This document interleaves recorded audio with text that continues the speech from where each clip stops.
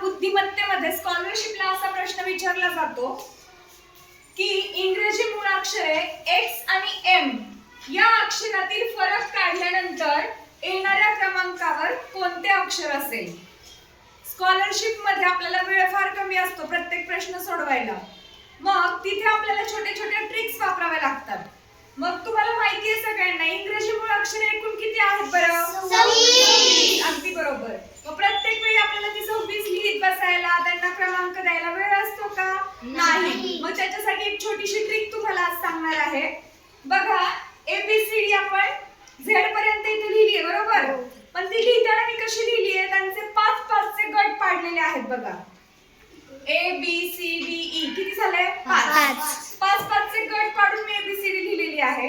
मग तुम्ही काय करायचंय, त्याच्यामध्ये फक्त एवढंच लक्षात ठेवायचंय,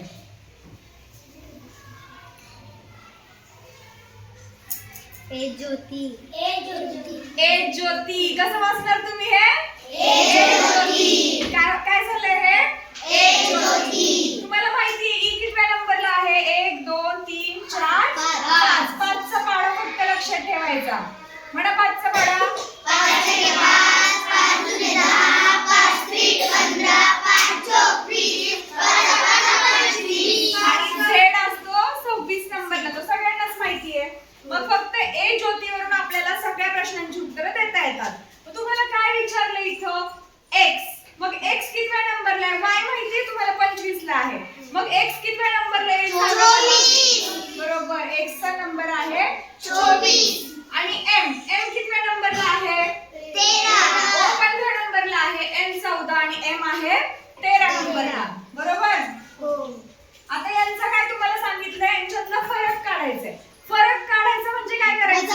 वजाबाकी। मग करा, 24 + 13 किती येतील? 11। बरोबर, 11। मग 11व्या नंबरला कुठलं अक्षर आलं? तुम्हाला काय विचारलंय? येणाऱ्या क्रमांकावर कोणते अक्षर असेल? मग 11 नंबरला कुठलं अक्षर आहे बघा बरं? बरोबर, 10 नंबरला जे आहे आणि 11 नंबरला आहे